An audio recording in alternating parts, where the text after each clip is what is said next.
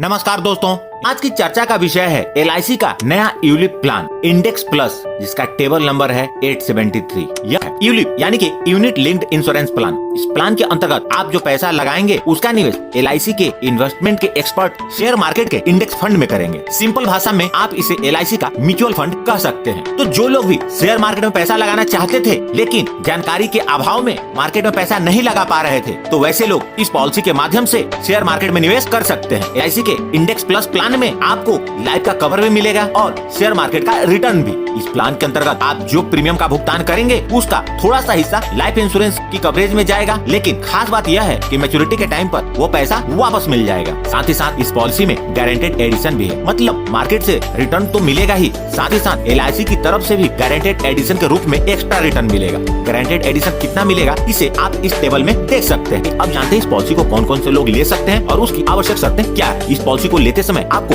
Basic sum insured का चुनाव करना होता है। इसके आपको दो ऑप्शन मिलते हैं, पहला 7 टाइम्स ऑफ एनुअलाइज्ड प्रीमियम और दूसरा 10 times of annualised premium. 7 times of annualised premium के बेसिक सम इंश्योर्ड के लिए मिनिमम एज 90 डेज का है और 10 टाइम्स ऑफ एनुअलाइज्ड प्रीमियम के बेसिक सम इंश्योर्ड के लिए मिनिमम एज एट एंट्री भी 90 डेज का है। 7 टाइम्स ऑफ एनुअलाइज्ड प्रीमियम का maximum age eight entry 60 years का है और 10 टाइम्स ऑफ एनुअलाइज्ड प्रीमियम के लिए maximum age eight entry 50 years का है। वैसे व्यक्ति जिनकी उम्र 50 इयर्स एंड एबव है उनको 10 टाइम्स ऑफ एनुअलाइज्ड प्रीमियम के बेसिक सम इंश्योर्ड का कवर नहीं मिल सकता। मिनिमम एज एट मैच्योरिटी यानी कि इस पॉलिसी की मैच्योरिटी पूरी होते समय पॉलिसी होल्डर की उम्र कम से कम कितनी होनी चाहिए, तो यह 18 वर्ष है। Maximum age at maturity 7 times of annualised premium के लिए 85 इयर्स है और 10 टाइम्स ऑफ एनुअलाइज्ड प्रीमियम के सम इंश्योर्ड के लिए 75 इयर्स है। पॉलिसी टर्म, इस पॉलिसी के अंतर्गत पॉलिसी टर्म के दो क्राइटेरिया हैं। यदि एनुअलाइज्ड प्रीमियम 48,000 से कम है तो मिनिमम पॉलिसी टर्म 15 वर्ष का है और अधिकतम पॉलिसी टर्म 25 वर्ष का है। यदि एनुअलाइज्ड प्रीमियम 48,000 या इससे ज्यादा है तो मिनिमम पॉलिसी टर्म 10 इयर्स का है और मैक्सिमम पॉलिसी टर्म 25 इयर्स का है। प्रीमियम पेमेंट टर्म, यह एक रेगुलर प्रीमियम की पॉलिसी है। इस पॉलिसी के अंतर्गत आप जितने का पॉलिसी पीरियड लेंगे उतने समय तक आपको प्रीमियम का भुगतान करना होगा। मिनिमम प्रीमियम यानी कि इस पॉलिसी को यदि आप लेते हैं तो कम से कम कितना प्रीमियम आपको भरना होगा। यदि ईयरली प्रीमियम पेमेंट मोड का चुनाव करते हैं तो आपका ईयरली प्रीमियम कम से कम 30,000 रुपए होना चाहिए। यदि आप हाफ ईयरली भरना चाहते हैं तो आप हाफ ईयरली प्रीमियम 15,000 होगा, क्वार्टरली मोड के लिए 7,500 और मंथली मोड के लिए मिनिमम प्रीमियम 2,500 रुपए का भरना होगा। मैक्सिमम प्रीमियम, इस पॉलिसी के अंतर्गत मैक्सिमम प्रीमियम की कोई लिमिट नहीं है, आप जितना पैसा लगाना चाहें आप लगा सकते हैं। अब बात करते हैं इस मैच्योरिटी बेनिफिट के बारे में। तो पॉलिसी की मैच्योरिटी पर आपका जो फंड वैल्यू होगा यानी कि आपके इन्वेस्टमेंट की उस टाइम जो वैल्यू होगी वह और साथ में मोर्टालिटी चार्जेस रिटर्न हो जाएंगे। मोर्टालिटी चार्जेस मतलब जितना पैसा आपकी लाइफ की कवर की ओर जा रहा था वह पैसा आपको वापस मिल जाएगा। अब बात करते हैं डेथ बेनिफिट के बारे में। पॉलिसी लेने के बाद से लेकर पॉलिसी पीरियड के दौरान कभी भी बीमा धारक के साथ अनहोनी होती है और वो अपने परिवार के बीच नहीं रहते तो डेथ बेनिफिट का भुगतान होगा। डेथ बेनिफिट के रूप में बेसिक सम इंश्योर्ड और फंड वैल्यू दोनों में से जो ज्यादा होगा LIC उसका भुगतान नॉमिनी को करेगी।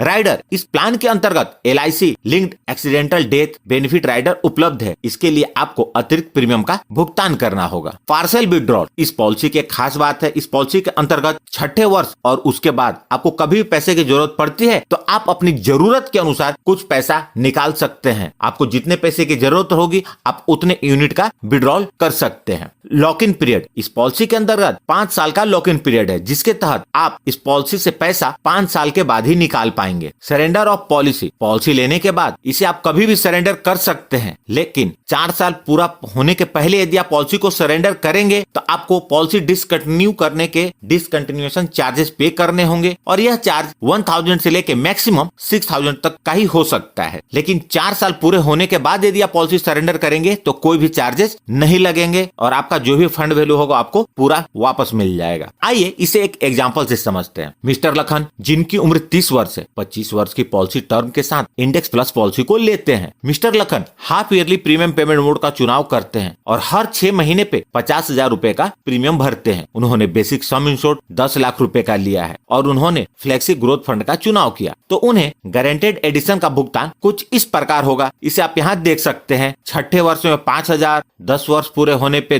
फिर से 10,000, उसी प्रकार 25वें वर्ष में फिर से 30,000 रुपए का गारंटेड एडिशन मिलेगा। अब बात करते हैं मैच्योरिटी के बारे में। तो मैच्योरिटी का अमाउंट इस बात पर निर्भर करेगा कि पूरे पॉलिसी पीरियड के दौरान पोर्टफोलियो में कितने का रिटर्न रहा, उसी के अनुसार उस समय उस पोर्टफोलियो की करंट फंड वैल्यू होगी। IRDA के दिशानुसार इंश्योरेंस कंपनियां एक उदाहरण के तौर पे 4% और 8% का रिटर्न दिखला सकती हैं। यदि 4% का रिटर्न कंसिडर करें तो टोटल मैच्योरिटी लगभग 32,31,000 रुपए की मिलेगी और यदि 8% का रिटर्न की बात करें तो लगभग 56 78,000 का रिटर्न मिलेगा। तो जितना ज्यादा इन्वेस्टमेंट पे रिटर्न होगा उतनी ही ज्यादा की मैच्योरिटी होगी। यदि मैं 12% के रिटर्न की बात करूं तो शायद मैच्योरिटी 1 करोड़ के आसपास की होगी। तो मैच्योरिटी की वैल्यू क्या होगी पूर्णतः मार्केट के रिटर्न पर निर्भर करेगा। अब बात करते हैं डेथ बेनिफिट के बारे में। तो जब भी अनहोनी होगी उस समय पर यह पॉलिसी का बेसिक सम इंश्योर्ड या फंड वैल्यू जो भी ज्यादा होगा उसका भुगतान नॉमिनी को होगा। मतलब मिस्टर लखन के नॉमिनी को कम से कम 10 लाख रुपए जरूर मिलेंगे यदि उनके द्वारा पॉलिसी में लगाए गए पैसे का जो रिटर्न